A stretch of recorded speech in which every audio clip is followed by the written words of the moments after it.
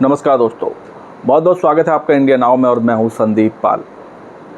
आज की वीडियो में हम बात करेंगे पूर्वांचल की उन 7 सीटों की जहां पर बीएसपी परचम लहरा सकती है, बीएसपी की हवा चल रही है।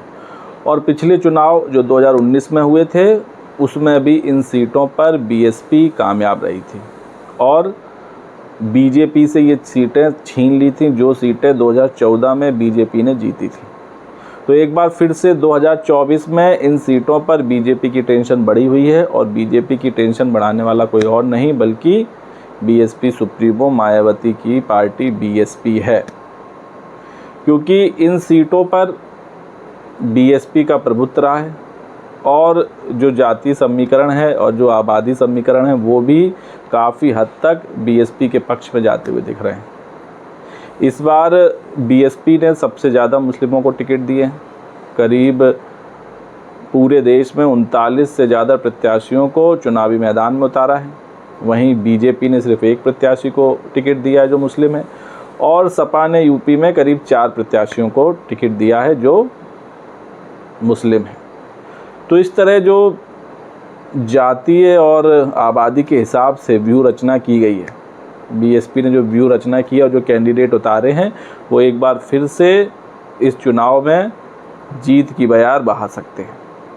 तो आइए आपको बताते वो कौन कौन सी सीटें हैं जहां बीएसपी एक बार फिर से जीत हासिल कर सकती है। सबसे पहले बात करते हैं घोसी लोकसभा सीट की, जिसकी चर्चा काफ़ी दिनों से हो रही है और ये सीट बीएसपी की पिछले चुनाव में रही थी। बीएसपी प्रत्याशी अतुल राय ने जीत हासिल की थी और करीब 1 लाख से ज़्यादा वोटों से जीते थे। और इस बार सपा ने और इस बार समाजवादी पार्टी ने राजीव राय को मैदान में उतारा है। तो वहीं एनडीए ने इस सीट पर सुभाषपा के जो अध्यक्ष हैं ओम प्रकाश राजभर, उनके जो बेटे अनिल राजभर, उन पर दांव खेला है और उन्हें चुनावी मैदान पर उतारा है, क्योंकि इस क्षेत्र में राजभर की भी अच्छी खासी आबादी है। और वहीं बीएसपी ने बालकृष्ण चौहान को प्रत्याशी बनाया है जिनको अतुल राय का भी पूरा सपोर्ट मिल रहा है। तो जो लड़ाई है वो राजीव राय, बालकृष्ण चौहान और अनिल राजभर के बीच है। वहीं इस सीट पर जो नोनिया जात है उसकी काफ़ी आबादी है, जिसका पूरा फ़ायदा बीएसपी को मिल सकता है। इसके अलावा दलित आबादी भी ठीक ठाक है, मुस्लिमों की आबादी भी ठीक ठाक है। तो इस लिहाज से ये सीट एक बार फिर से बीएसपी के खाते में जा सकती है, क्योंकि जो समीकरण है और जो इक्वेशंस बन रही हैं वो बीएसपी के पक्ष में जाती हुई दिख रही हैं। वहीं अब दूसरी सीट की बात करते हैं, गाजीपुर की सीट भी 2019 में बीएसपी ने जीती थी। अफजाल अंसारी यहाँ से विजयी हुए थे, लेकिन अब वो सपा में शामिल हो गए। लेकिन सपा के टिकट पर दोबारा चुनावी मैदान में है, मौजूदा सांसद हैं गाजीपुर से। तो जो गाजीपुर की सीट है यूपी की सबसे बड़ी लोकसभा सीट है। वहीं बीजेपी ने सीट से जम्मू कश्मीर के जो राज्यपाल हैं मनोज सिन्हा, उनके करीबी पारसनाथ राय को टिकट दिया है और इस सीट से मनोज सिन्हा कई बार जीत भी चुके हैं। वहीं बीएसपी ने सीट से डॉक्टर उमेश कुमार सिंह को मैदान में उतारा है। तो यहाँ भी जो लड़ाई है वो त्रिकोणीय है। हालांकि इस सीट पर मुकाबला कड़ा हो सकता है, क्योंकि अभी हाल ही में मुख्तार अंसारी की मौत हो गई थी, जिसके बाद जिस तरह उनका अंतिम संस्कार हुआ उसमें काफ़ी भीड़ उमड़ी थी। तो सांत्वना का वोट भी, सहानुभूति का वोट भी अफजाल अंसारी को मिल सकता है, लेकिन राह उतनी आसान भी नहीं होगी जितनी सपा सोच रही है, क्योंकि जो और 2 प्रत्याशी हैं वो भी काफ़ी तगड़े हैं। ऐसे में अगर मुस्लिमों के वोट को छोड़ दिया जाए तो उसके अलावा और भी जातियों के वोट हैं, जिसमें ओबीसी है, दलित है, सवर्ण वोट बैंक है, ये भी काफ़ी हद तक नतीजा तय करेंगे। तो गाजीपुर में भी लड़ाई जोरदार होने वाली है और क्या बीएसपी इस सीट को दोबारा हासिल कर पाएगी, ये देखने वाली बात होगी। और वहीं बात करते हैं जौनपुर की। जौनपुर में जिस तरह अंतिम समय में प्रत्याशी बदले गए, नामांकन के दिन ही प्रत्याशी बदले गए, उसके बाद से जौनपुर की लड़ाई भी काफ़ी रोचक हो गई है। जौनपुर सीट की बात करें तो इस सीट से बीजेपी के कृपाशंकर सिंह मैदान में हैं, वहीं सपा की ओर से बाबू सिंह कुशवाहा हैं और बीएसपी ने अपने मौजूदा सांसद श्याम सिंह यादव पर दाव खेला है। हालांकि पहले उन्होंने धनंजय सिंह की पत्नी श्रीकला रेड्डी को टिकट दिया था, लेकिन धनंजय सिंह का मन बदलता हुआ मायावती भांप गईं और रातों रात टिकट बदल दिया और एक बार फिर से श्याम सिंह यादव को टिकट मिल गया। हालांकि श्याम सिंह यादव को कोई उम्मीद थी नहीं कि उन्हें टिकट मिलेगा, लेकिन एक बार उनकी किस्मत खुल गई और एक बार फिर से वो चुनावी मैदान में। तो मौजूदा सांसद होने का फ़ायदा भी श्याम सिंह यादव को मिल सकता है। वहीं जो कृपा शंकर सिंह हैं वो भी काफ़ी तगड़े उम्मीदवार माने जा रहे हैं, और बाबू सिंह कुशवाहा। तो ये सीट भी बहुत कांटे की मुकाबले वाली सीट है। पिछली बार तो सपा और मायावती बसपा मिलकर चुनाव लड़े थे, तो ये सीट निकालने में बीएसपी सफल हुई थी और श्याम सिंह यादव सांसद चुने गए थे। लेकिन इस बार जीत किस करवट बैठती है, ये देखने वाली बात होगी, क्योंकि इस सीट पर भी सवर्ण vote bank, Rajput Thakur vote bank भी कई हद तक मायने रखता है, और इसके अलावा मुस्लिम वोट बैंक है, दलित वोट बैंक है।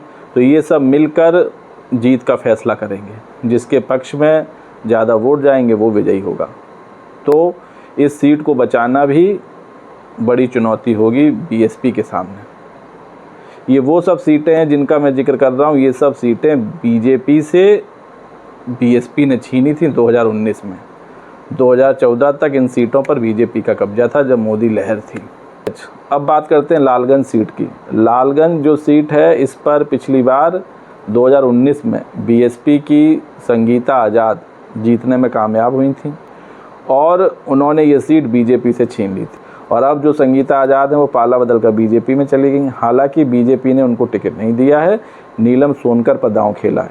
वहीं बीएसपी की ओर से इंदु चौधरी मैदान में है, और इंदु चौधरी का भी काफ़ी दबदबा है इस सीट पर। उनका चुनाव प्रचार में भी भारी भीड़ उमड़ रही है, और वो चुनाव प्रचार में जमकर उन्होंने चुनाव प्रचार भी किया। हालांकि अब चुनाव प्रचार तो थम गया है, लेकिन इस सीट पर इंदु चौधरी भी बड़ा दांव खेल सकती हैं, और बीजेपी और समाजवादी पार्टी को मुसीबत में डाल सकती है। वहीं समाजवादी पार्टी ने इस सीट से दरोगा सरोज पर दांव खेला है। दरअसल ये सुरक्षित सीट है, इसलिए यहाँ जो तीनों उम्मीदवार हैं वो एससी उम्मीदवार हैं।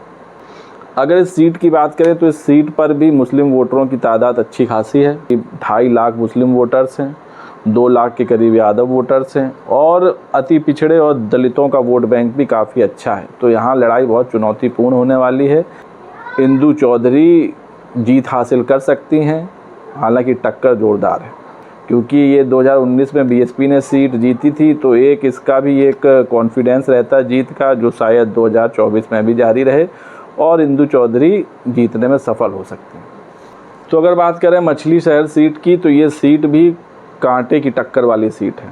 हालांकि पिछली बार इस सीट पर बीजेपी जीतने में कामयाब रही थी, लेकिन जो जीत का अंतर था वो महज 181 वोटों का था।